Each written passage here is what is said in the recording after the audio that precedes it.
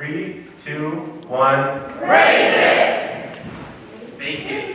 I'll do a couple pieces. This first piece is in slam culture, we write and perform pieces for an audience to judge.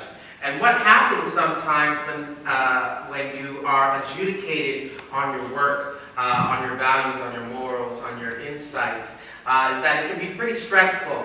And sometimes we, as artists, we feel like we have to conform to a certain idea or concept. I feel that there's so many people in the world in situations where they are unable to use their voice. And as poets and as people in the free world, we have a voice which we should use. So this poem is called Pick Me, and it's just about the power of words and using our voice for those who don't have one.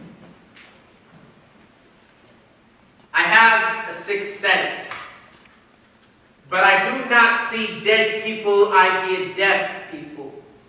Depressed, dejected, and oppressed people, people without a breath people, they're all saying, pick me, pick me, pick me. I could have been a doctor, a lawyer, or a shoe salesman, no. Instead, I chose to be a poet, journalist, acting as a voice for the voiceless, mouth for the mouthless, lung for the breathless, the soul for the soulless, they're all saying, pick me. And so this sixth sense touches all of my senses. I can scent the scent through my nose of a homeless man who knows the thin line between genius and madness. His sixth sense of innocence, of incense is saying, pick me. When I touch the belly of a battered baby, I can sense when her muscles tense, her intense, tense tendons are saying, pick me. My pupils see through peepholes, the pupils of people who do not make no sense, who do not make no sense. It's nonsense to think that common sense is common to common people, but come on, people, this sense is intense. They're all saying, pick me.